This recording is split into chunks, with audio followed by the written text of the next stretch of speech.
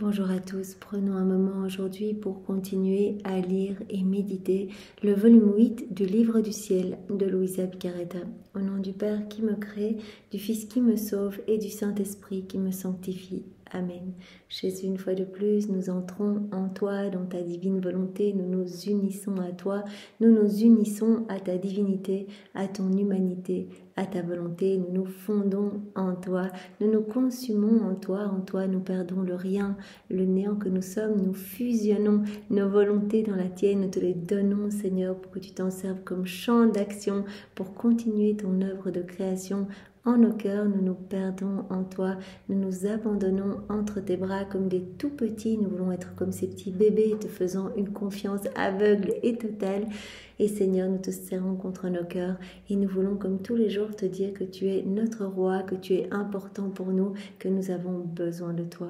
Nous voulons Seigneur au nom de tous te dire que nous t'aimons, nous voulons t'adorer, te louer, te bénir, te glorifier, t'honorer, te remercier, t'embrasser, te serrer, le tout avec ta volonté à toi au nom de toutes les générations humaines en réparation, et bien pour tous ceux qui ne t'aiment pas, tous ceux qui te tournent le dos, tous les péchés des hérétiques, des infidèles, des schismatiques, des sectaires, de tous ceux qui se débaptisent, tous ceux qui n'ont pas au plus foi en ta miséricorde, tous ceux qui saccagent tes églises, commettent des actes sacrilèges, prononcent des paroles blasphématoires, ne reconnaissent pas ta maman, ne l'aiment pas.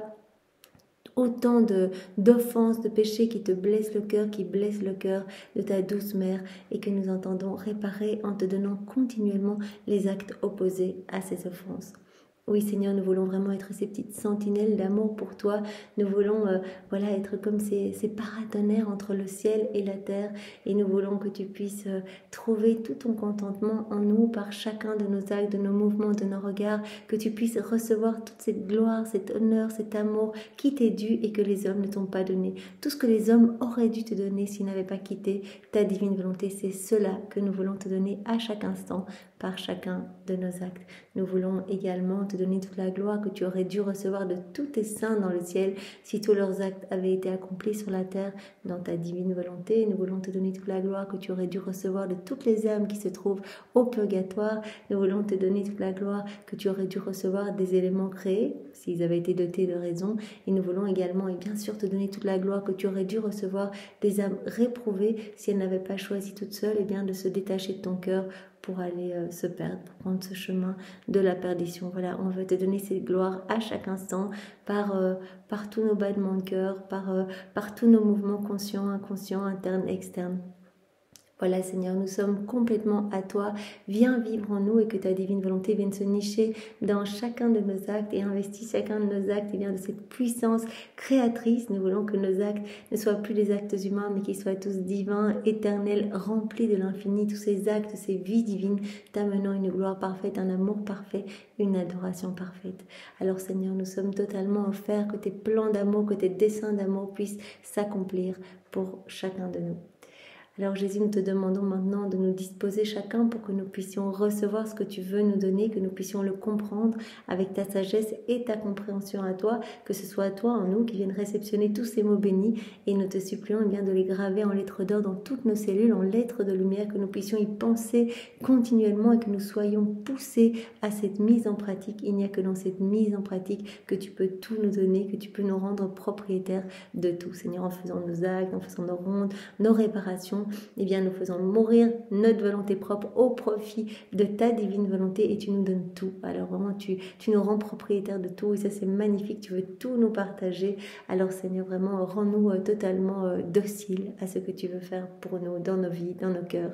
Et nous voulons vraiment être ces bons instruments et que chacun de nous puissions travailler à l'avènement de ce merveilleux royaume. Nous savons bien que par chacun de nos actes, non seulement c'est en nous que ça se passe, il y a une grande purification et des choses incroyables qui se passent. Tu prolonges chaque fois ton fiat créateur, donc il y a de nouvelles créations, nouvelle beauté, nouvelle sainteté, tu nous donnes de nouveaux attributs divins, etc. Donc tu viens retirer des choses résultant de notre volonté propre pour y placer les choses du ciel, mais cela se passe aussi au niveau spirituel, dans tous les cœurs. En fait, tous les cœurs vont recevoir quelque chose quand on fait un acte en union avec toi, Jésus. Ça, c'est vraiment magnifique, des âmes du passé, des âmes autour de nous, des âmes qui vivront après nous, sans compter les âmes du ciel, les bienheureux, les saints, les anges, enfin, tous se réjouissent. En fait, c'est la grosse fête quand on fait un acte dans la divine volonté. Vraiment, le ciel et la terre sont ébranlés, donc tous sentent vraiment qu'ils sont embrassés dans notre acte. D'ailleurs, les saints disent, mais qui est cette créature qui essaie de nous embrasser tous, en fait, de nous contenir tous? Quand on fait un acte, en fait, tous viennent se déverser dans notre acte. Et il y a toute la création, il y a tous les actes de Maman Marie, il y a absolument tout, même la Trinité se reproduit dans notre acte. Donc c'est vraiment magnifique, on réjouit le ciel et la terre. Alors Seigneur, continue à nous séduire, à nous montrer la beauté de la vie dans la divine volonté, même si nous n'en sommes qu'au premier, voilà, ces premiers volumes, jusqu'au tome 10. On sait bien que ce sont tous des volumes voilà, qui vont servir, tu vas nous parler des vertus, etc., pour que nous puissions voilà, faire mourir notre volonté propre, en fait. Voilà, dompter notre volonté propre. Et après, à partir du 11, eh bien voilà, tu nous parles de toutes les merveilles de la vie dans la divine volonté, tu nous séduis, tu nous montres tous les effets, que la vie dans la divine volonté, c'est le prodige des prodiges, etc. Donc on avance, on doit y aller vraiment progressivement, c'est très pédagogique. Tu nous travailles en même temps que tu travailles le cœur de Louisa, et donc vraiment c'est important. Et donc tu commences déjà aussi par petites touches à nous parler de la vie dans la divine volonté dans ces premiers volumes, mais vraiment ce sera la merveille à partir du volume 11, mais nous devons cheminer parce que Jésus vient voilà, nous aider à dompter, à terrasser notre volonté qui est rebelle, notre volonté propre qui veut prendre le lead à chaque instant. Et bien voilà, que nous puissions faire taire notre volonté propre, qu'elle puisse être absorbée dans la divine volonté et que la divine volonté soit totalement souveraine en nous. Voilà, prenons Louisa comme chef de file, c'est notre modèle, hein, on sait bien, c'est la première de la race humaine, quelque part investie du péché originel qui a laissé totalement la divine volonté opérer à 100% en elle. Donc vraiment, voilà, elle a beaucoup souffert, elle a dû ouvrir toutes les portes, en fait. Voilà, elle avait ce rôle de former ce royaume avec Jésus, la dépositaire de tout ce qui est relatif au royaume de la divine volonté. Maintenant, les portes sont grandes ouvertes, on n'a plus qu'à rentrer, à nous réjouir. Voilà, on a ces écrits entre les mains, mais quel trésor, on est vraiment tellement gâtés, tellement chanceux d'avoir ces écrits. Vraiment, il y a tout, c'est une merveille, et donc on n'a plus qu'à s'y plonger tous les jours, voilà, prendre le temps de s'y plonger pour faire mourir notre volonté propre, parce que ces écrits, comme Jésus nous l'a dit, eh bien, chaque vérité est transformante en fait, il y a quelque chose qui va se passer en nous quand on va mastiquer ces vérités, eh bien, voilà, on va recevoir le bien contenu dans chacune de ces vérités, la semence du bien dont Jésus nous parle, il vient nous la donner à chaque fois qu'on se plonge dans ces vérités. Donc évidemment, en plus, on va s'y plonger, au plus cela va grandir en nous, il nous travaille, il nous purifie, il nous façonne, etc. Et nous sommes poussés aussi par la lecture de ces vérités à ne désirer que ça, que la vie dans la divine volonté. On se rend compte qu'il n'y a rien de plus beau, il n'y a rien de plus magnifique, on ne va pas aller demander une petite grâce, alors que là, Jésus veut nous donner tout le package. Il veut nous redonner cette place qu'avait Adam dans son état d'innocence. Donc vraiment, au plus on lit, au plus on va avoir cette soif de demander à chaque seconde, à chaque instant que vienne son royaume sur la terre. On a envie que tous les hommes puissent connaître cette merveille, que tous les hommes puissent être heureux. Et quand on fait nos actes, comme je le disais précédemment, eh bien, voilà, il y a des choses qui se passent dans les cœurs, mais aussi à chaque acte que l'on fait, il y a une nouvelle personne qui découvre les écrits du ciel, qui donne son oui, qui est touché, un nouvel enfant de la divine volonté. Donc on travaille vraiment à peupler ce royaume. Et on travaille aussi voilà, à diffuser les grâces à travers nos actes. Jésus donne des grâces à tous.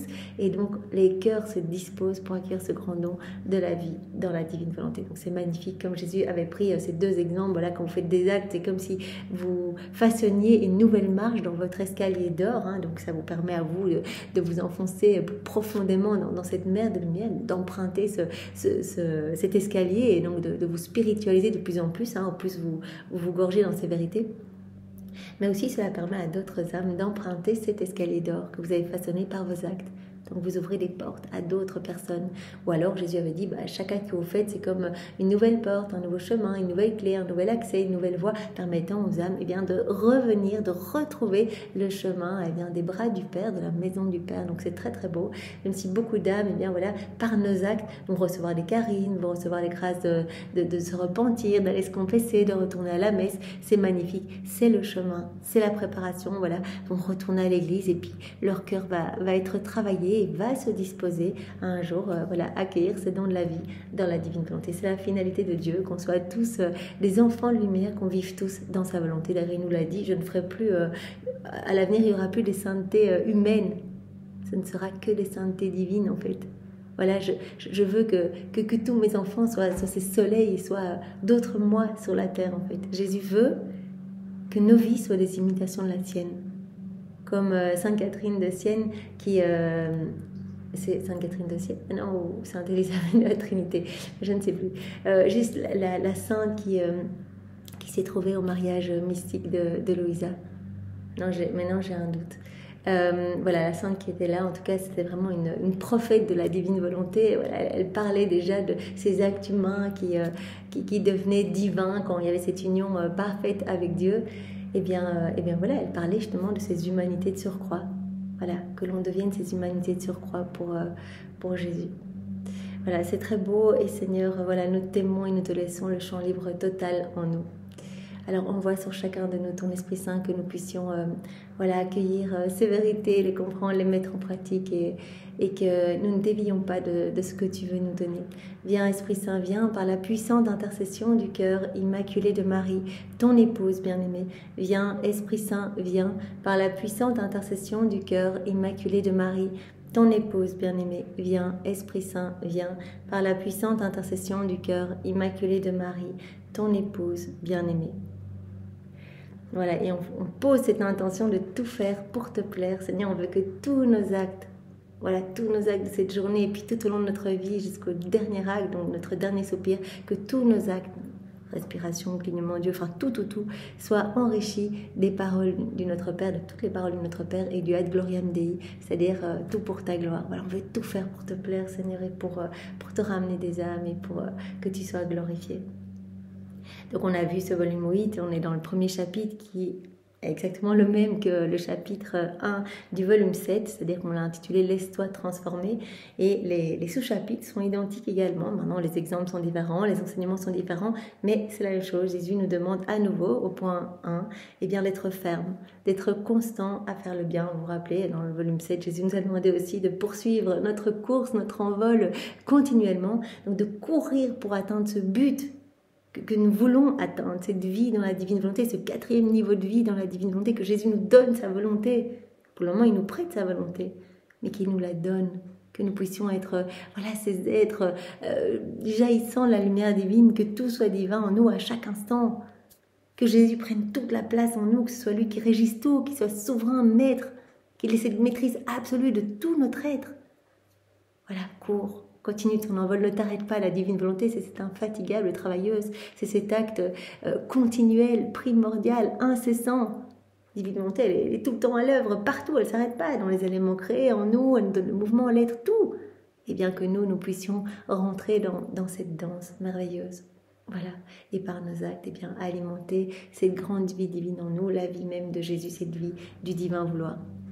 Donc sois constante à faire le bien, sois ferme à faire le bien. Plus l'âme est constante dans toute chose, plus elle va être proche de la divine perfection. La fermeté dans le bien aussi, ça ferme les portes aux démons. Vous vous rappelez, Jésus avait dit, mais si tu commences à tergiverser, à te dire est-ce que je vais faire, est-ce que je ne vais pas faire, eh bien ça laisse le temps aux démons de te tenter pour autre chose en fait. Il faut être ferme. Voilà, Jésus nous demande cela sans parler de la divine volonté, mais là il est en train de travailler nos âmes pour que nous acquérions cette constance à faire nos actes dans la divine volonté. Donc Jésus à Galouza continue, sois courageuse, et puis il lui a dit cultive le bien avec tout ton être. Et c'est là que Jésus nous a rappelé que voilà, on a reçu ces impulsions divines, on vient de Dieu, on a été façonné dans l'amour, et en fait tous nos mouvements, en fait tout vient de la divine volonté. On reçoit toute la divine volonté, donc on reçoit toutes ces impulsions divines pour agir.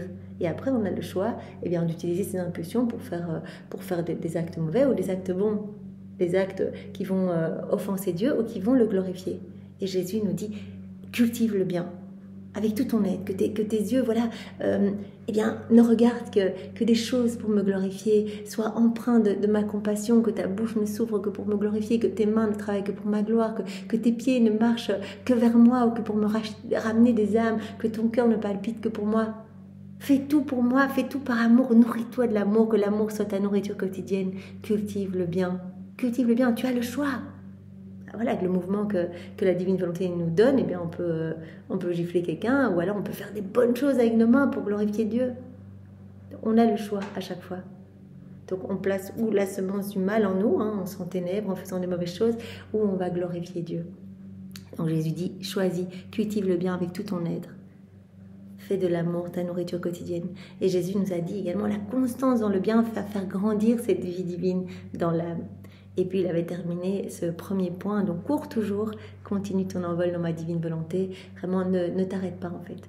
Jésus avait déjà dit à Louisa, ne t'arrête pas à faire tes actes, à faire tes rondes, etc. Ça c'est quelque chose qu'il va lui dire tout au long des 36 volumes, parce que c'est une tournée de l'Éternel que tu perds. C'est tellement magnifique, un acte dans la divine volonté, et tu as besoin de me nourrir tout le temps en fait.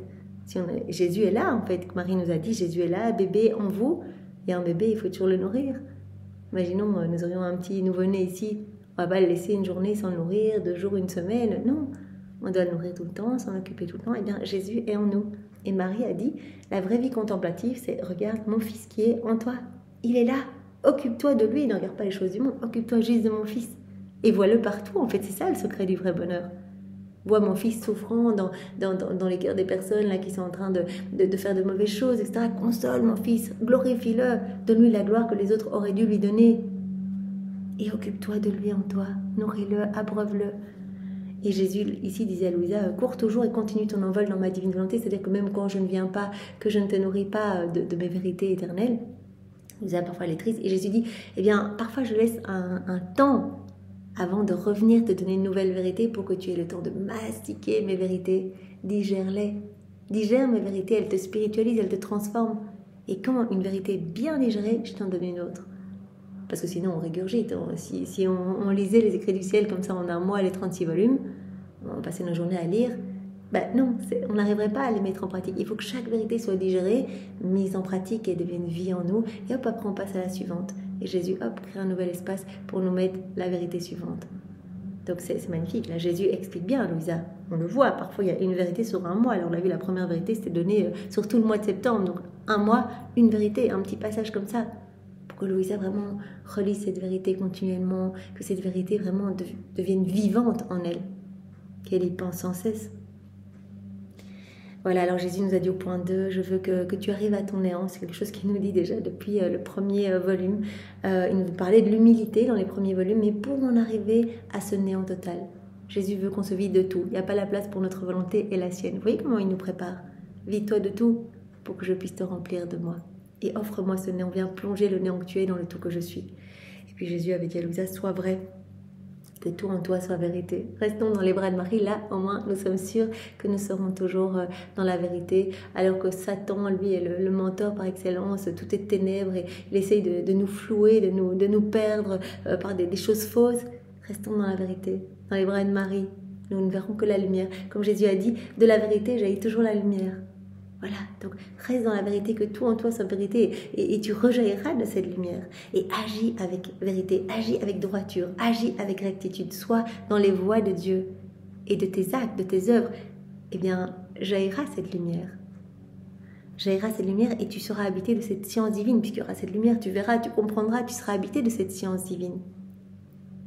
Et tout sera ordonné aussi. Voilà, avec cette lumière, tout va être bien en harmonie. Donc agis avec rectitude, agis avec droiture. Et puis 4e point, Jésus nous a à nouveau parlé de l'importance de rester calme, dans la paix. Voilà, comme lui, lors de son passage sur la terre, où tout n'était que miel et lait qui sortait de son humanité, c'est-à-dire douceur et paix. Que ça. Il s'est jamais énervé sur une fois cette sainte colère au temple, voilà, quand il a vu vraiment qu'on ne glorifiait pas son père, qu'on faisait n'importe quoi dans la maison de son père, mais sinon tout n'était que douceur, même au milieu de ses ennemis, de ses bourreaux pendant les 24 heures, on peut voir, mais la dignité de Jésus, vraiment sa patience, son amour, regardez comme ça ses ennemis qui lui crachaient dessus, mais c'est terrible, cette heure par exemple où les soldats lui crachent même dans la bouche et il étouffe, il est avec les crachats.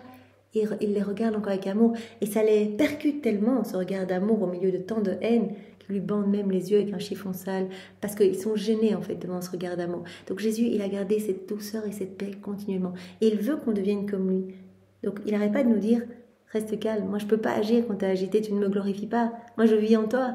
Donc si tu es tout agité, je ne peux rien faire. C'est comme si tu me liais les mains. Donc voilà, c'est déjà un signe, si on n'est pas calme, si on s'énerve, qu'on est impatient, c'est qu'on n'est plus dans les bras de Jésus. Donc on doit descendre dans les profondeurs de la mer, de la divine volonté, nous jeter dans les bras de Jésus, dire « Pardon là Jésus, je me suis agitée, je me suis un peu perdue, je reviens dans tes bras ».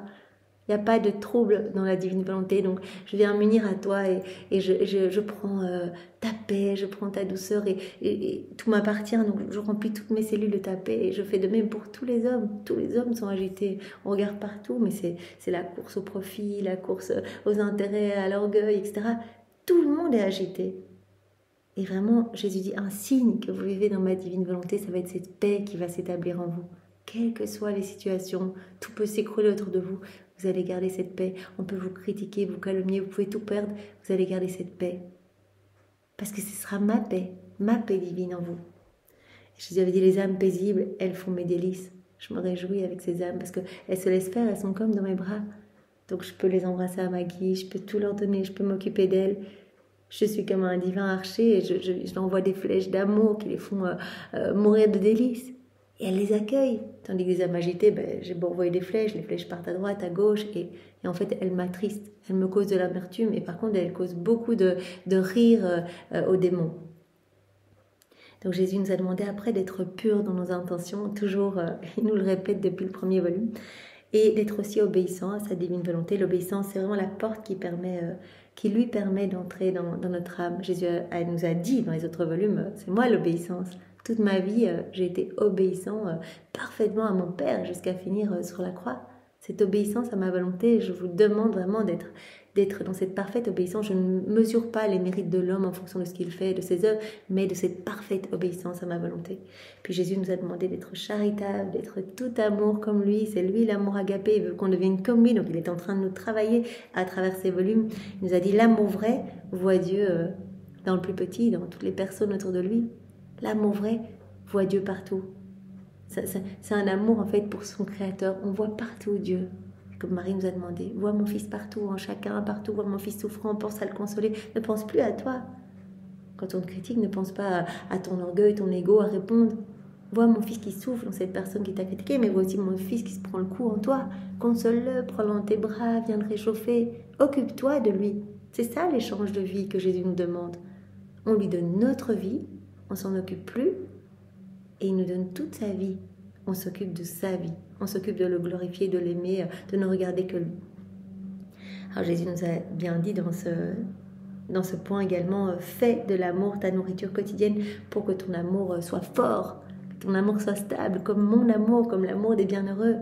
C'est pas un amour agité, émotionnel, etc., en fonction des circonstances, des bougies, de l'ambiance. Non, un amour fort qui est nourri continuellement. Donc fais de l'amour ta nourriture quotidienne. Et puis Jésus nous a dit, l'amour vrai, il est nourri par le sacrifice. Voilà, un amour vrai est confirmé par le sacrifice. Et Jésus ici avait dit, le sacrifice, c'est te dépouiller de tout, en fait, pour moi, te vider de tout pour moi. Donc l'amour vrai ne se reconnaît qu'à travers le sacrifice. Voilà, est-ce qu'on est prêt à nous vider complètement, à renoncer complètement à nous-mêmes, à mourir à nous-mêmes pour laisser Jésus vivre en nous? Voilà, alors notre amour sera vraiment confirmé. Alors aujourd'hui, on va voir le point 8. Jésus nous dit « Accueille ma grâce ». Il nous a déjà dit dans les autres volumes, il a dit « La grâce est une partie de moi.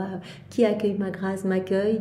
Qui accueille ma grâce, eh bien, a son paradis partout avec elle. » Et donc là, Jésus va nous dire « Pour recevoir ma grâce, l'âme doit considérer qu'il n'existe qu'elle et moi. » Pour recevoir ma grâce, c'est-à-dire pour que je sois en elle, etc., parce que la vie dans la divine volonté, comme Louisa, elle était confirmée dans la grâce, elle était confirmée dans la divine volonté.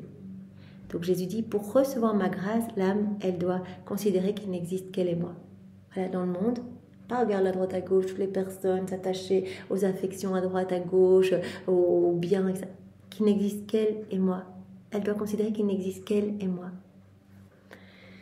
Donc ça rejoint tout à fait ce que maman Marie nous a dit, pour être heureux, considère qu'il n'y a que mon fils et toi sur la terre, et occupe-toi de lui en toutes circonstances. Donc à la date du 28 août 1907.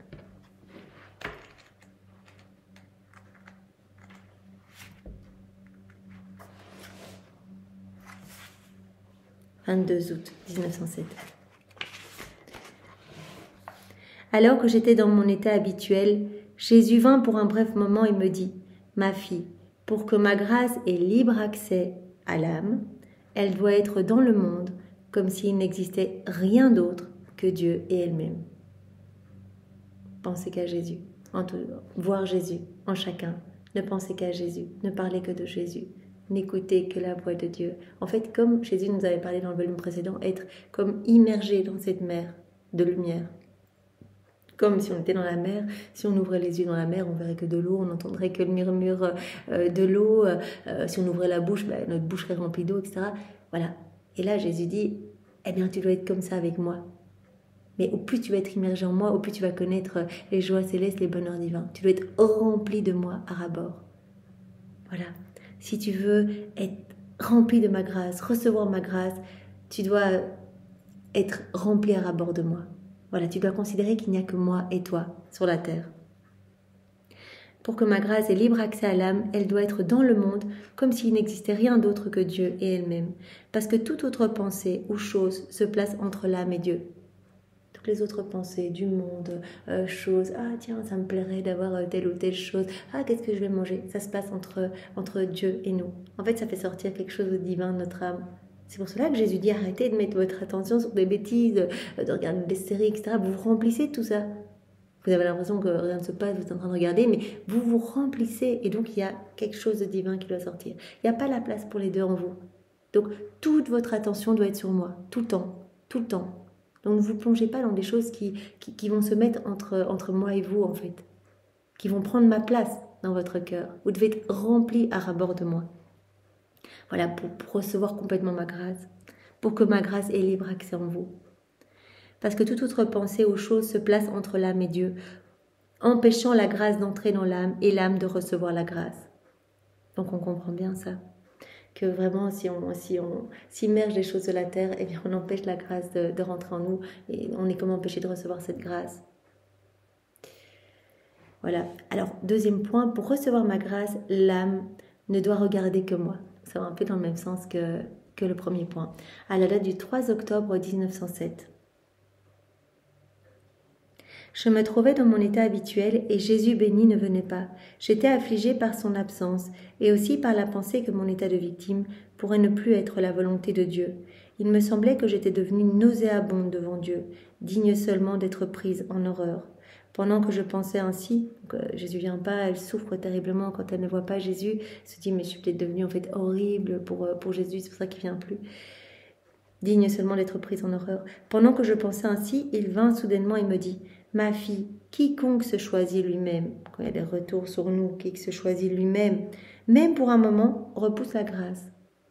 Tu dois être dans l'abandon complet, voilà, accueillir tout comme ça vient. Si tu te regardes toi-même, hop, tu replonges dans ta volonté propre. Quiconque se choisit lui-même, même pour un moment, repousse la grâce, se fait le maître de lui-même et fait de Dieu son esclave. » Quand on agit dans nos volontés propres, en pensant à nous-mêmes, en étant maître de nous-mêmes, qu'est-ce qui se passe, etc., le trouble, etc., c'est qu'on n'est plus dans la divine volonté. Et Jésus dit, quiconque se choisit lui-même, même pour un moment, repousse la grâce. La grâce ne peut plus rentrer dans son cœur. Repousse la grâce et se fait le maître de lui-même. Qu'est-ce qui se passe? Je me pose des questions, je me regarde, est-ce que je suis comme ci, est-ce que je suis comme ça? Boum, on n'est plus dans les voies de Jésus.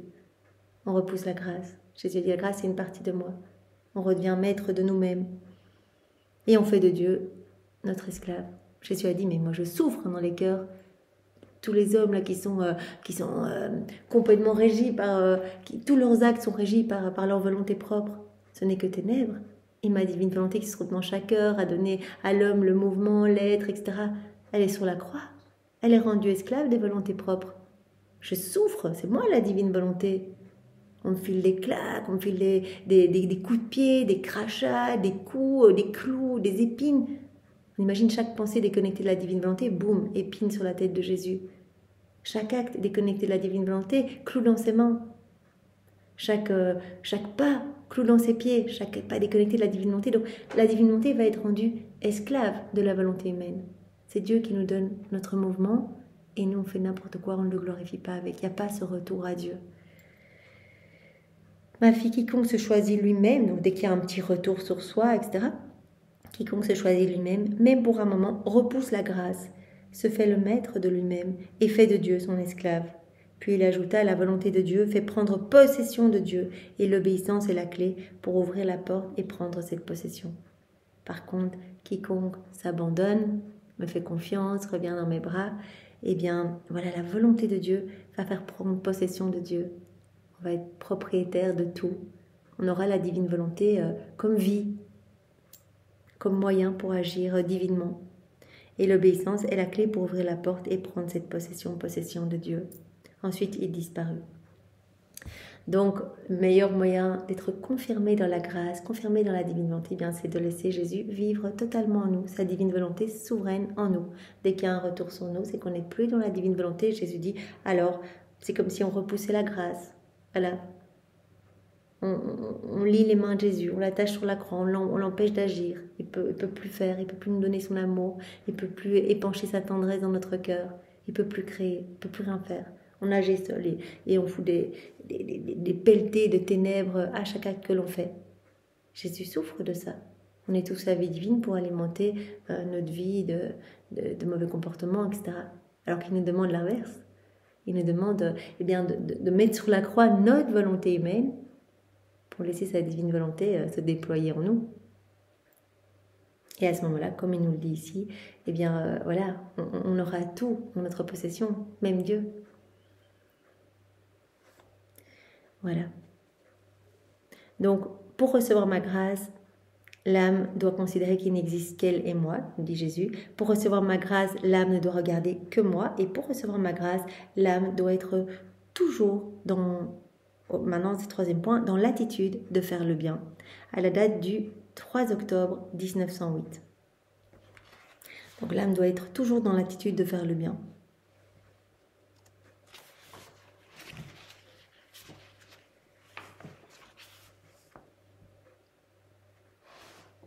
Ce matin, Jésus béni se fit voir un peu comme une ombre et me dit, ma fille, quand l'âme se maintient dans l'attitude de faire le bien, la grâce est avec elle et donne vie à toutes ses actions.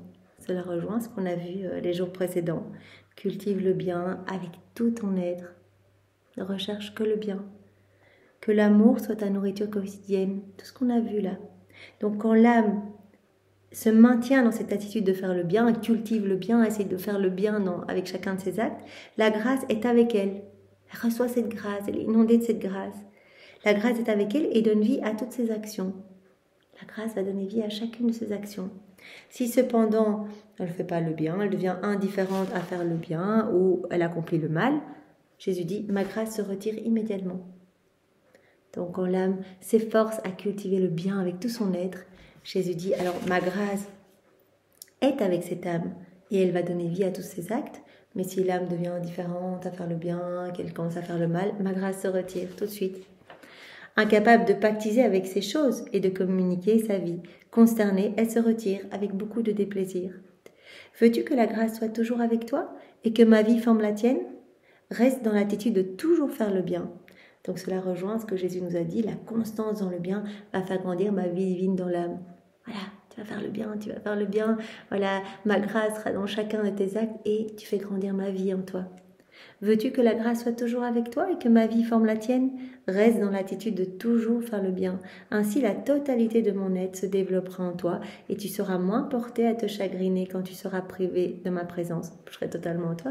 Continue à faire le bien. Vous voyez comment Jésus nous éduque? Fais le bien. Que chaque impulsion divine que je te donne, ça serve à faire le bien. Que tout soit nourri par l'amour. Nourris-toi de cette nourriture quotidienne qu'est l'amour. Que ton amour devienne vrai, devienne stable, devienne force, renforcé. Voilà, et c'est ma vie qui va grandir en toi. Reste dans cette attitude de toujours faire le bien. Ainsi, la totalité de mon être se développera en toi. Et alors, tu seras moins porté à être triste quand tu seras privé de ma présence. En fait, sans me voir, tu me toucheras à travers tous tes actes. Ce sera moi à travers tous tes actes. Vous voyez comment Jésus nous travaille petit à petit? Il ne nous parle pas encore explicitement de sa divine volonté, mais il dit, si tu fais le bien, tu cherches toujours à faire le bien. On a toujours deux options. Hein. Voilà, quelqu'un nous demande quelque chose. Voilà, je réponds avec amour, je vois Jésus dans cette personne. Jésus, je le fais pour ta gloire, pour te plaire, c'est pour toi que je le fais, Jésus. Ou bien je remballe la personne, je dis, oh non, ça va me faire perdre du temps, etc. Jésus dit, cultive le bien, recherche toujours l'amour. Et en recherchant l'amour, je suis l'amour, je vais grandir en toi. Et sans me voir, en fait, tu me toucheras. Tu me toucheras à travers tous tes actes. Et cela adoucira en partie la souffrance de ma privation. Donc c'est ma vie divine qui se développe en toi quand tu fais des actes bons, des actes qui me glorifient. Et alors, quatrième point, voici comment savoir si une âme est dans la grâce, à la date du 6 février 1908.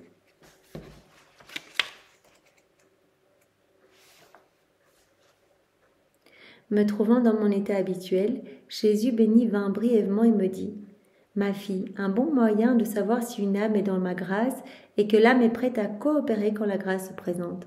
Mais toujours disposée à faire le bien, toujours disposée à faire des actes d'amour, toujours. Quand la grâce se présente, elle est prête à coopérer. La grâce peut se comparer au courant électrique qui agit seulement si l'appareil a été préparé pour que le courant passe. Donc pour savoir si une âme est dans la grâce, eh bien, elle est toujours prête à coopérer quand la grâce se présente. Elle est comme voilà, un appareil, il faut le brancher pour qu'il puisse fonctionner. Eh bien voilà, elle est déjà prête, elle est déjà branchée. La grâce peut se comparer au courant électrique qui agit seulement si l'appareil a été préparé pour que le courant passe. Si la préparation n'a pas été faite ou que des fils sont cassés, si l'appareil n'est pas branché ou que les fils sont cassés ou détruits, alors même si le courant se présente, la lumière ou l'électricité ne peut se communiquer. Puis est disparu. Donc voilà, l'âme qui est prête à toujours coopérer quand la grâce se présente, ça c'est un signe que l'âme est dans la grâce. Elle est toujours disposée, elle est toujours prête à faire des actes d'amour, à être dans l'amour, etc. Voilà, l'âme est prête à coopérer quand la grâce se présente. Elle est préparée, elle est comme un appareil qui est déjà à la prise. Voilà, on allume le contact de l'appareil et hop, c'est parti.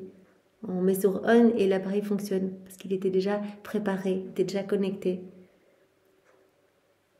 Voilà, donc ça c'était vraiment pour le point 8, accueille ma grâce. Donc pour recevoir ma grâce, on doit considérer qu'il n'existe, Jésus dit que l'âme et moi, en fait l'âme doit considérer qu'il n'y a que moi et elle, ne doit pas commencer à regarder à droite à gauche, ses yeux fixés sur moi. Alors pour recevoir ma grâce, l'âme doit garder ses yeux sur moi. Deuxième point qui vraiment complète le premier. Troisième point, l'âme pour recevoir ma grâce doit être toujours dans l'attitude de faire le bien. En faisant toujours le bien, elle va faire grandir ma vie divine en elle.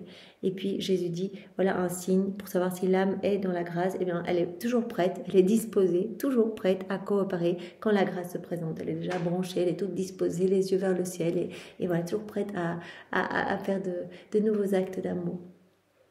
Alors on va voir le point 9, accueille la croix avec amour. Donc c'est vraiment quelque chose que Jésus nous dit à travers les volumes. Il nous parle tellement de la beauté de la croix. On avait vu dans le volume précédent et dans les précédents encore que la croix est comme un cadeau de fiançailles, un cadeau d'amour, de prédilection. Si on accepte ce cadeau, eh bien, on va au mariage. Ou c'est comme un petit fruit épineux, si on enlève les épines, eh bien, on va trouver un fruit succulent, exquis, en dessous des épines.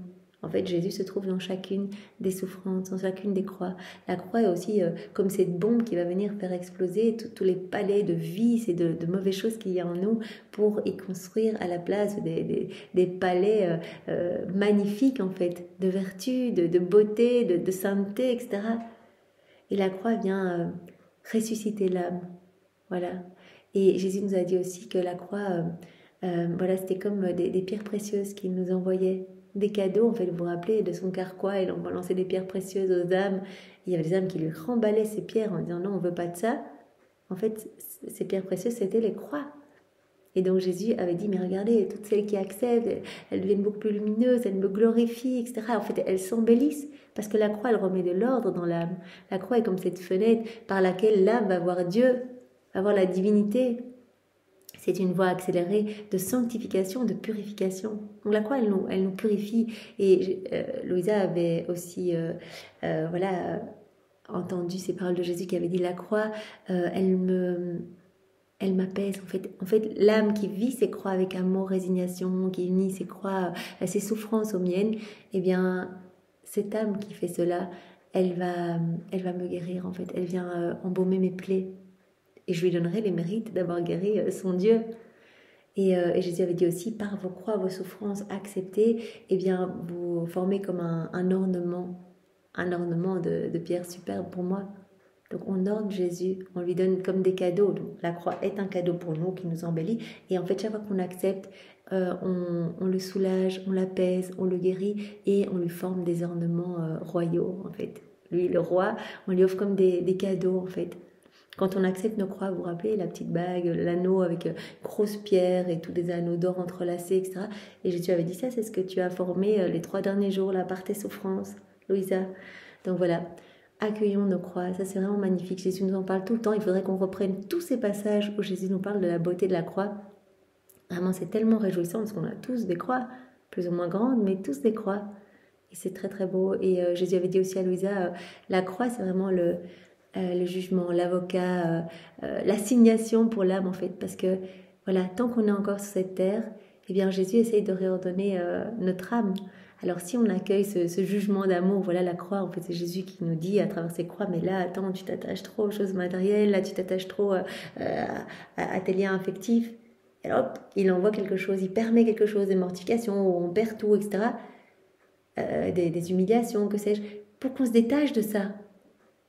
Comme ça, on ne devra pas le faire, voilà, on ne devra pas le faire de manière plus difficile au purgatoire. Il veut déjà nous purifier ici. Et si on accueille ça, ben c'est magnifique. Alors, il ordonne tout. Mais si on ne l'accueille pas, qu'on se rebelle, qu'on les croit, ben, il y aura un jugement, alors voilà, au moment de notre mort, et qui sera beaucoup plus sévère. Donc, c'est vraiment un énorme cadeau. Jésus nous a dit, mon amour, il est croix. Mon amour, il est croix. J'ai été toute ma vie dans ces souffrances continuelles. Donc mon amour est croix pour refaire vos vies. Tout ce que j'ai souffert, tout ce que ma divinité a imposé à mon humanité, toutes ces morts continuelles, etc., ces couronnements d'épines continuels, mon amour est croix. Donc quand je vous partage mon amour, je vous partage des croix. Ceux qui n'aiment pas la croix, ils m'aiment pas vraiment en fait. Donc on va voir ces différents points sur la croix. Premier point, la croix est la fortune de l'âme, à la date du 4 octobre 1907.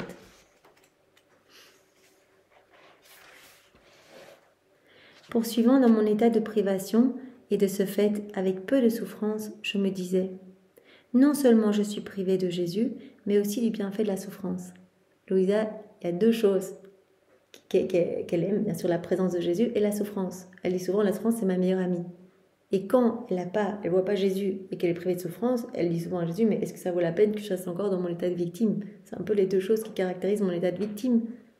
Et elle aime la souffrance, qu'elle se rend compte que Jésus est proche d'elle dans chacune de ses souffrances. C'est pas par masochisme, bien sûr que non. C'est parce que, en fait, elle aime tellement Jésus. Elle comprend que ben, la souffrance, en fait, la connecte à Jésus. Elle comprend qu'en accueillant ses souffrances, en unissant ses souffrances à celles de Jésus, eh bien, elle amène du soulagement, de l'apaisement à Jésus. Voilà, elle prend sur elle une partie, comme si elle prenait sur elle une petite goutte. Elle partage le calice d'amertume de Jésus. Donc elle l'aime tellement qu'elle veut le soulager. Elle dit, mais déverse sur moi tes souffrances. C'est pour cela que dans son rôle d'âme victime, elle demande à Jésus, partage-moi tes crucifixions, etc. Pas pour vivre la crucifixion, même si ça se passe toujours au niveau spirituel, mais pour prendre un petit peu des souffrances de Jésus sur elle, tellement elle l'aime. Ô Dieu, tu veux me soumettre au feu et à l'épée et toucher aux 2 choses qui me sont les plus chères et qui forment ma véritable vie. 2 choses qui me sont les plus chères et ce qui forme ma véritable vie, c'est quoi? C'est toi, Jésus, et la croix. Tu veux me soumettre au feu de l'épée et toucher à ces 2 choses qui me sont les plus chères, toi et la croix. Si pour Jésus je suis abominable à cause de mon ingratitude, c'est juste qu'il ne vienne pas. Mais toi, ô croix, que t'ai-je fait pour que tu m'aies quitté d'une manière si barbare? Ah, ne t'ai-je pas toujours bien reçu quand tu venais? Ne t'ai-je pas toujours traité comme une fidèle compagne? Elle le dit, c'est ma fidèle compagne, la croix, c'est mon amie, c'est vraiment c'est la chose la plus chère, c'est ce qui constitue ma vie, Jésus et la croix. C'est ce qu'elle le dit. C'est les 2 choses qui me sont les plus chères. Donc elle dit, si Jésus vient pas, j'ai peut-être fait quelque chose, mais toi, croix, je t'ai toujours accueillie. Tu as été ma plus fidèle compagne, pourquoi tu ne te présentes pas? Ah, je me souviens que je t'aimais tant que je ne savais pas comment vivre sans toi et que parfois je te préférais à Jésus lui-même. Je ne sais pas ce que tu m'as fait pour que je ne puisse plus vivre sans toi. Cependant, tu m'as laissé. Il est vrai que tu m'as fait beaucoup de bien. Tu étais la voie, donc elle s'adresse à la souffrance. Tu étais la voie, la porte, la chambre, le secret et la lumière dans laquelle je pouvais trouver Jésus. Pourquoi elle aime tellement la souffrance? Parce que dans ces souffrances, elle trouve Jésus. Tu étais la chambre où je trouvais Jésus, le secret, la lumière, la porte dans laquelle je pouvais trouver Jésus. La lumière dans laquelle je pouvais trouver Jésus. C'est pour cela que je t'aime tant. Et maintenant, tout est fini pour moi. S'il aime tellement la souffrance, c'est parce qu'elle se rapproche de Jésus à travers ses souffrances. Jésus se trouve dans toutes les souffrances. Pendant que je réfléchissais ainsi, Jésus bénit vint brièvement et me dit « Ma fille, la croix fait partie de la vie, et seulement ceux qui n'aiment pas leur propre vie n'aiment pas la croix. Parce que c'est uniquement par la croix que j'ai greffé la divinité sur l'humanité perdue. C'est uniquement par la croix, par mes souffrances, que j'ai greffé toute l'humanité perdue à la divinité. Seulement la croix continue la rédemption dans le monde. Moi, à travers vos souffrances, si vous vous unissez à moi, je continue mon œuvre de rédemption en vous. Seulement la croix continue la rédemption dans le monde, greffant à la divinité quiconque la reçoit. Quiconque accueille sa croix est greffé à la divinité. Et si quelqu'un ne l'aime pas, cette croix, cela signifie qu'il ne connaît rien aux vertus, ne connaît rien à la perfection, à l'amour de Dieu et à la vraie vie. Jésus disait même dans un autre passage, ne pas aimer la croix, c'est ne pas m'aimer. Ça fait partie de moi, la croix. Je suis dans chacune de vos souffrances. Donc rejeter la croix, c'est me rejeter. Rejeter la croix, c'est rejeter mon amour. Quiconque n'aime pas la croix, cela signifie qu'il ne connaît rien aux vertus, qu'il ne connaît rien à la perfection, qu'il ne connaît rien à l'amour de Dieu et à la vraie vie. Voilà. Tandis que quiconque reçoit la croix, eh bien, comme dit Jésus ici, la croix continue la rédemption dans le monde, donc je vais pouvoir continuer mon œuvre de rédemption à travers cette âme qui va s'offrir, qui va porter sa croix, greffant à la divinité quiconque la reçoit. Là, va se greffer à nouveau à la divinité en accueillant ses croix. Imagine un homme riche qui a perdu sa fortune et à qui on fournit le moyen de le retrouver, et même plus. Quelqu'un hyper riche qui aurait perdu toute sa fortune. On lui dirait, voilà, ça c'est le moyen ici pour retrouver toute ta fortune, même plus encore. Combien n'aimerait-il pas ce moyen? N'investira-t-il pas sa propre vie dans ce moyen afin de retrouver sa vie à travers ses richesses? Il aimera trop ce moyen, si ce moyen lui permet de retrouver toutes ses richesses. Il en va ainsi pour la croix. La croix est le moyen d'être purifié, de retrouver notre place d'enfant de Dieu, de nous sanctifier, de nous coller à Jésus à nouveau. Il en va ainsi pour la croix. L'homme est devenu très pauvre et la croix, c'est le moyen non seulement de le sauver de la misère, mais de l'enrichir de tous les biens. La croix, c'est la vraie fortune de l'âme. La croix est la fortune de l'âme. Voilà, c'est ce que Jésus dit ici. Donc ça va non seulement le sauver de toutes ses misères, la croix, mais ça va l'enrichir de tous les biens. Toutes les petites souffrances du quotidien, ce sont ça nos croix. Donc, on doit aussi réaliser parfois des personnes qui nous jugent ou que sais-je. C'est notre croix. On ne doit pas se dire la croix, c'est uniquement des mots physiques, etc. Des personnes qui nous critiquent, qui ne comprennent pas ce qu'on fait, etc. C'est notre croix, c'est notre souffrance. Jésus dit accueille. Je continue ma vie en toi, donc c'est normal que je continue ma passion en toi. Moi aussi, j'ai vécu toutes ces critiques, ces jugements. Eh bien, unis-toi à moi. Et donc, je vais pouvoir continuer tout à travers ton humanité. Et à travers tes petites souffrances offertes, unies à moi, eh bien, c'est ma vie qui va se déployer avec tous les effets, tous les fruits attachés à toutes mes souffrances rédemptrices. Donc, l'âme va être enrichie de tous les biens en accueillant la croix qui lui est proposée, sa croix. Voilà, et elle sera sauvée de sa misère. La croix est la fortune de l'âme. Puis il disparut et je suis restée plus amère encore en pensant à ce que j'avais perdu. Donc la croix est la fortune de l'âme. Deuxième point, la croix est un trésor apte à rendre l'âme heureuse pour l'éternité. À la date du 7 février 1908.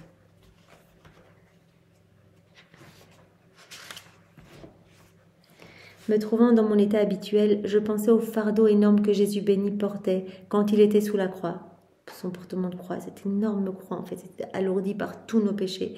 Et je me disais, Seigneur, la vie est également un fardeau. C'est aussi difficile de porter toutes nos petites croix du quotidien. Mais quel fardeau! Spécialement parce que toi, mon Dieu, très haut, tu es très loin. À ce moment, il vint et me dit, ma fille, c'est vrai que la vie est un fardeau.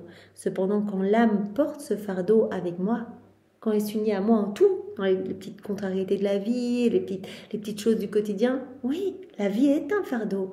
Mais Jésus dit, quand l'âme s'unit à moi, qu'elle porte ce fardeau avec moi, non seulement ce fardeau sera plus léger, quand l'âme porte ce fardeau avec moi et qu'elle considère qu'à la fin de cette vie, elle pourra décharger ce fardeau en moi, elle verra que ce fardeau sera transformé en un trésor comportant des perles, des pierres précieuses, des diamants et toutes les richesses aptes à la rendre heureuse pour toute l'éternité. Elle va comprendre en fait que toutes ces petites croix qu'elle aura portées en union avec moi, en fait elle est en train de former sa richesse éternelle. Elle est en train de former ce qui va la rendre heureuse pour toute l'éternité, toutes ces pierres précieuses, ces diamants, comme dit Jésus ici, ces perles, etc. Oui, parce que comme a dit Jésus dans le passage précédent, la croix est la fortune de l'âme. Et la croix précède la gloire. Donc, toutes nos croix vont se changer en lumière pour l'éternité. Vous vous rappelez cette fête de la croix où Louisa avait pu voir tous ceux qui avaient le plus souffert sur la terre, donc les âmes victimes aussi, voilà, les âmes martyrs, etc. Eh bien, qui avaient les croix en fait les plus lumineuses dans le ciel. C'était les âmes les plus glorifiées, celles qui avaient le plus souffert. Et Maman Marie qui a tellement souffert, vous vous rappelez ce passage où en fait tous les glaives qu'elle a reçus dans le cœur. L'Église qui reconnaissait les glaives, on sait qu'il y en a des milliards et des milliards, puisqu'elle vivait tout en union avec Jésus, elle, la co-rédemptrice. Mais voilà, ces trous, ces glaives dans son cœur, en fait, étaient devenus des canaux de lumière. Et cette lumière dardait continuellement la Trinité. Et par ces canaux, elle recevait continuellement des grâces, vraiment qui la remplissaient, qui rejaillissaient de partout et qui se déversaient pour toutes les âmes pèlerines ici-bas et pour toutes les âmes dans le ciel. Donc, les souffrances vécues en union avec Jésus deviennent toujours de la lumière dans le ciel, deviennent des richesses pour notre béatitude éternelle. Ce qu'on vit ici, ça se transforme en trésor pour le ciel. Là, les petites croix qu'on vit ici. On ne voit pas toute la lumière qui rayonne de ces croix, mais on comprendra dans le ciel. Voilà, on est en train de former des perles, des pierres précieuses, des diamants, des richesses aptes à nous rendre heureux pour toute l'éternité. Alors, troisième point, la croix est le meilleur moyen pour savoir si on aime vraiment Dieu. Comme Jésus l'avait dit au premier point, là, hein, si une âme n'aime pas la croix, c'est qu'elle me rejette, c'est qu'elle rejette mon amour et qu'elle ne m'aime pas vraiment. Voilà, à la date du 16 février 1908. Me trouvant dans mon état habituel, je me demandais pourquoi seule la croix nous permet d'être sûrs que nous aimons le Seigneur, même s'il y a beaucoup d'autres choses, par exemple les vertus, la prière, les sacrements, qui pourraient aussi nous permettre de savoir si nous aimons vraiment le Seigneur. Pendant que je pensais ainsi, Jésus béni vint et me dit « Ma fille, il en est bien ainsi. » Il dit « Mais comment ça se fait que c'est par l'acceptation de nos croix que Jésus peut être sûr qu'on l'aime ?» Il y a beaucoup d'autres moyens, beaucoup d'autres choses, par exemple les vertus, la prière, les sacrements. Et Jésus dit non, seule la croix permet d'être sûr que vous m'aimez vraiment. La croix, évidemment, portée avec patience et résignation. S'il y a patience et résignation, nous dit Jésus, s'il y a patience et résignation devant la croix, c'est que l'amour de Dieu est présent. Parce que, de par notre nature humaine, on n'est pas porté à aimer les croix. On n'aime pas ça. Et donc, s'il y a acceptation de la croix, Jésus dit, alors c'est que l'amour de Dieu est présent. En effet, vu que la nature est très réfractaire à la souffrance, si la patience est là, si on accueille nos croix avec patience, avec douceur, avec amour, avec résignation, si la patience est là, cela n'est pas naturel. C'est pas dans notre nature humaine d'accueillir les croix comme ça, de les aimer. Non, alors c'est divin. C'est que l'amour de Dieu est présent.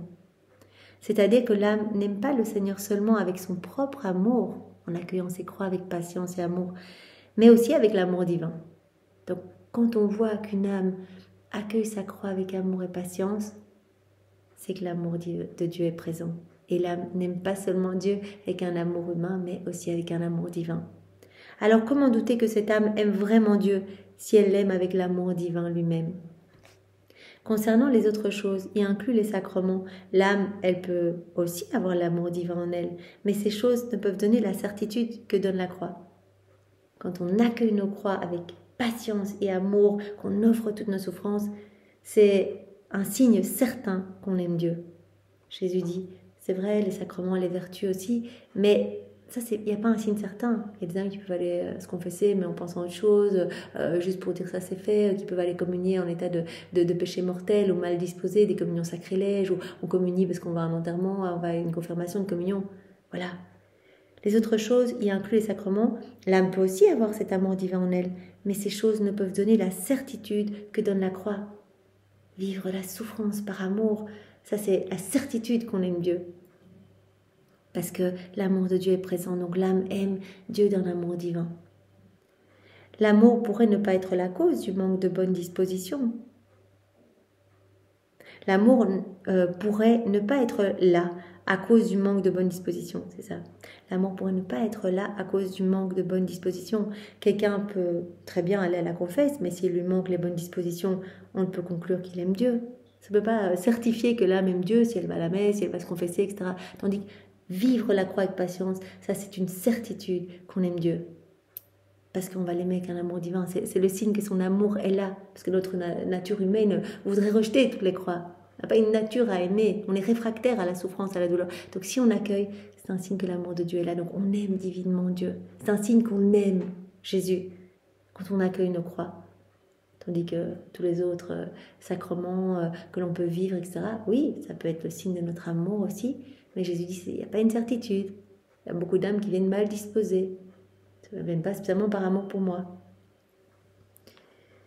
Voilà, quelqu'un peut très bien aller à la confesse, mais s'il lui manque les bonnes dispositions, on ne peut conclure qu'il aime Dieu. Si quelqu'un va communier, il reçoit bien la vie divine, mais on ne peut dire que cette vie divine reste en lui, que s'il a vraiment les dispositions requises. Quelqu'un peut communier ou aller à la confesse, mais quand les occasions se présentent, si la patience manque, l'amour manque aussi, puisque l'amour ne se reconnaît qu'à travers le sacrifice. Ça rejoint ce qu'on a vu hier. Donc l'amour vrai est nourri par le sacrifice. L'amour vrai ne se reconnaît qu'à travers le sacrifice. La croix, la patience et la résignation sont des fruits produits uniquement par la grâce et par l'amour. Voilà, l'amour vrai est nourri par le sacrifice. La croix, on accepte, on accueille avec patience, on offre à Jésus. Et là, Jésus dit, là, il y a une certitude que vous m'aimez. Voilà, Louise a dit, mais tout ce qui est vertu, les sacrements, là, Jésus dit, oui, pour certaines âmes, oui, mais ce n'est pas une certitude. Parce que vous voyez des personnes à la messe qu'elles m'aiment avec cet amour vrai. Voilà. Alors, 4e point, la croix est le pain de la béatitude éternelle. Ça, c'est quelque chose que Jésus nous avait déjà dit dans plein d'autres passages, dans les autres volumes, à la date du 7 septembre 1908.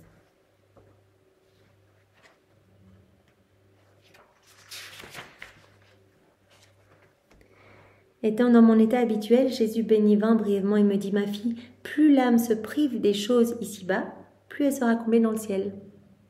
Ouais, Louisa qui avait dit, toutes ces privations de toi, Jésus avait dit, plus tu te prives, plus tu auras de joie dans le ciel. Toutes ces privations-là, moins tu as de plaisir ici-bas, plus tu en auras dans le ciel.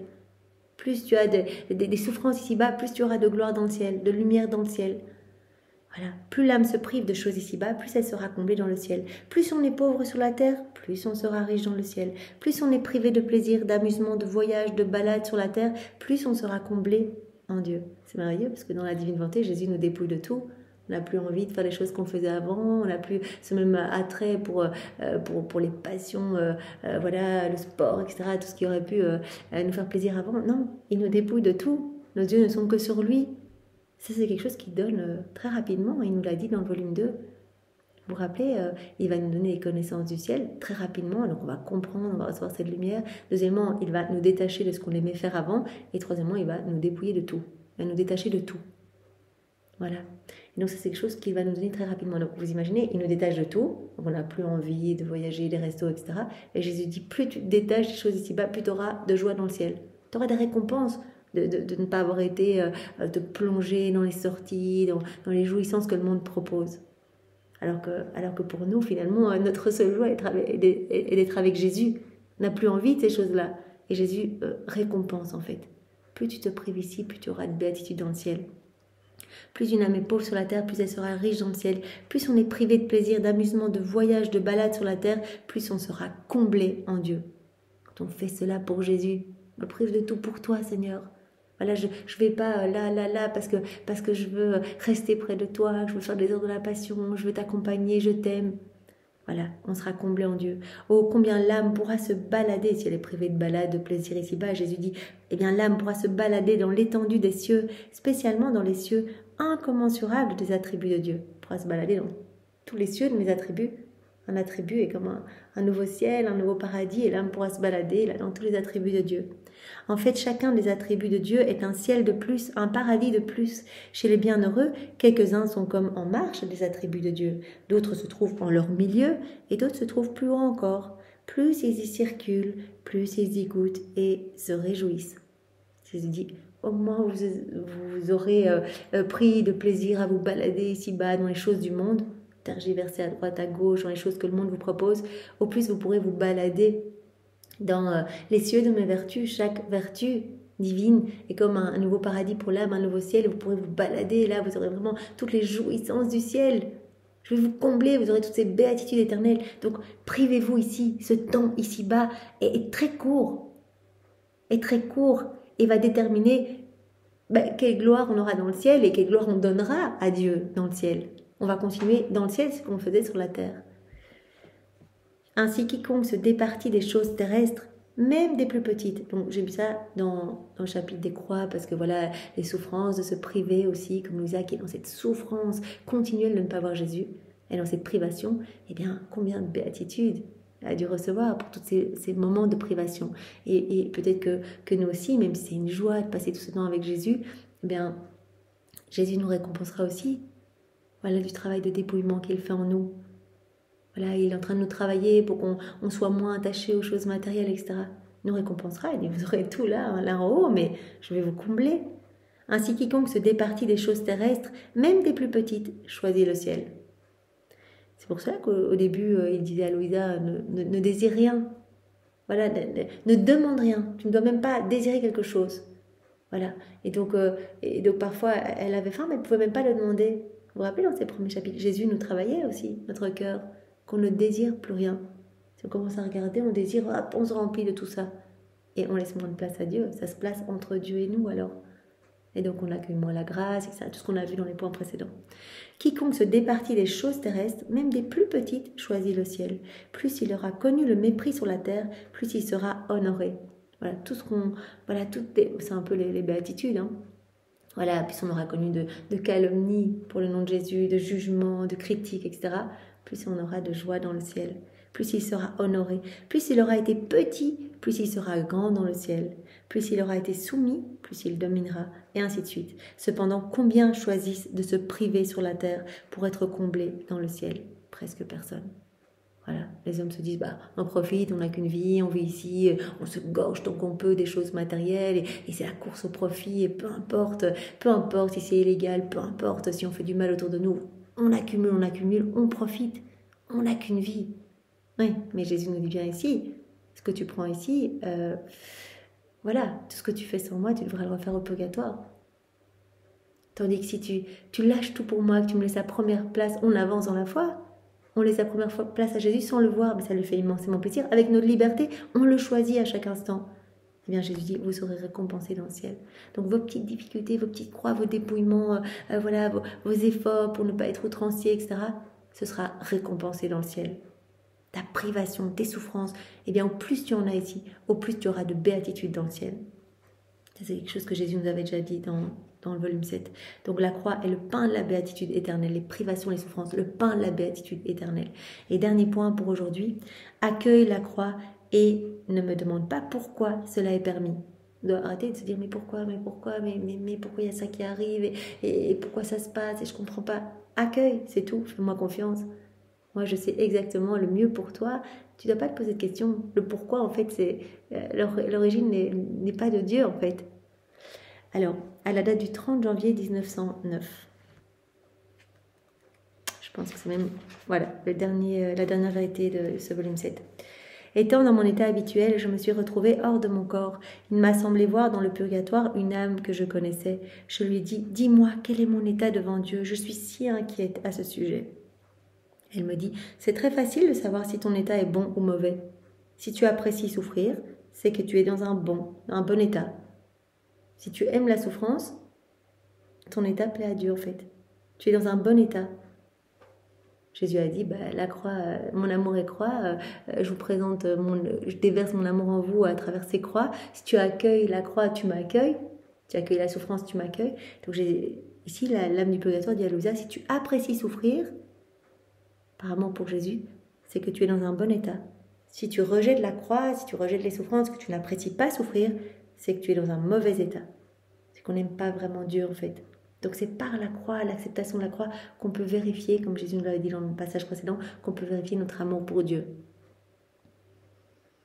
En fait, quand on apprécie souffrir, c'est qu'on apprécie Dieu. Et en appréciant Dieu, on ne peut lui déplaire. On accueille la croix, on accueille Jésus. Jésus se trouve dans toutes les souffrances. On ne peut pas lui déplaire. On va faire un avec lui à travers notre croix. Les choses que l'on apprécie, on les estime, on les chérit et on les protège plus que soi-même. Est-ce possible que quelqu'un veuille du mal pour lui-même? Mais Jésus, il est mis à la croix. Il est dans chacune des croix, chacune des souffrances. Donc on accueille la croix, on aime Jésus, on l'accueille. Est-ce possible que quelqu'un veuille du mal pour lui-même? Ainsi il est possible que l'on puisse déplaire à Dieu. Ainsi il est impossible que l'on puisse déplaire à Dieu si on l'apprécie. Accueillir la croix, c'est manifester qu'on aime Dieu. C'est accueillir Dieu en nous. C'est le laisser nous purifier à travers ses croix. Donc c'est impossible qu'on puisse déplaire à Dieu en fait, puisqu'on l'apprécie, qu'on l'accueille, qu'on l'aime, qu'on accueille ce qu'il nous propose avec résignation, avec humilité, avec amour. Par la suite, Jésus bénit brièvement et me dit: ma fille, dans presque tout ce qui arrive, les créatures répètent sans cesse: pourquoi? Pourquoi cette maladie? Pourquoi cet état d'âme? Pourquoi ce fléau? Et bien d'autres pourquoi. Jésus dit: les hommes, mais ils n'arrêtent pas de demander pourquoi. Les réponses à ces pourquoi ne sont pas écrites sur la terre. Vous comprendrez ça dans le ciel. Ne sont pas écrites sur la terre, mais dans le ciel. Là, tous liront les réponses. On comprendra dans le ciel. Tout ce que Jésus autorise dans notre vie, c'est pour notre bien, pour notre sanctification. Donc dès qu'on dit pourquoi, Jésus dit: les réponses ne sont pas écrites sur la terre. Vous les connaîtrez dans le ciel. Sais-tu d'où proviennent ces pourquoi? L'amour propre. De l'égoïsme nourri par l'amour de soi. Et pourquoi, si on se regarde le nombril, et donc tous ces pourquoi jaillissent de notre ego en fait, de notre égoïsme, de notre amour de nous-mêmes. Sais-tu où furent créés ces pourquoi? En enfer. Qui fut le premier à prononcer le mot pourquoi? Un démon, Satan. Les effets du premier pourquoi furent la perte de l'innocence dans le paradis terrestre. Voilà, Adam, qui a tout perdu, qui a perdu la divine volonté comme vie, qui a perdu son innocence, qui a perdu la divine volonté comme narratrice de l'amour de Dieu, voilà. Donc les effets du premier pourquoi, ça a été la perte de l'innocence dans le paradis terrestre, la guerre des passions indomptables, la ruine de beaucoup d'âmes et les misères de la vie. Donc Jésus dit, le pourquoi, ça vient en fait de votre amour propre. Vous essayez de tout contrôler, tout comprendre, etc. Ça vient de votre égoïsme. C'est l'égoïsme nourri par l'amour de soi. Et où furent créés ces pourquoi? En enfer. C'est un pas de Dieu, c'est pourquoi. C'est quand vous êtes trop centré sur vous, vous essayez à comprendre, essayez de contrôler tout, vous essayez de comprendre, etc. L'histoire du pourquoi est longue. Il est suffisant de te dire qu'il n'est pas de mots dans le monde qui ne portent la marque du pourquoi. Tous les mots qu'il y a dans le monde portent cette empreinte du pourquoi, mais pourquoi ça, pourquoi tant de... Voilà. Jésus dit, ne cherchez pas à comprendre. Je vous aime, vous êtes mes enfants, et ce que j'autorise, c'est vraiment pour votre bien. Pour essayer de vous sauver, pour remettre de l'ordre dans vos cœurs. Même les châtiments, là, autour de nous, on a envie de se rebeller, ou une personne jeune qui décède, on se dit, non, mais pourquoi? Non, arrêtons avec ce pourquoi. Fiat, Seigneur, que ta volonté soit faite. Peut-être que cette personne, si Jésus l'avait laissé 10 années de plus vivre, ou 50 années de plus, Jésus, il sait que cette personne se serait peut-être damnée. Et c'était le bon moment là, à ce moment-là, de récupérer cette jeune personne pour qu'elle soit sauvée, pour qu'elle puisse donner son oui. Parce qu'à ce moment-là, Jésus savait que cette âme allait prononcer son oui et allait être sauvée, en passant par le purgatoire, etc. Donc, on comprendra tout ça dans le ciel. Mais ça ne sert à rien de s'agiter avec des pourquoi.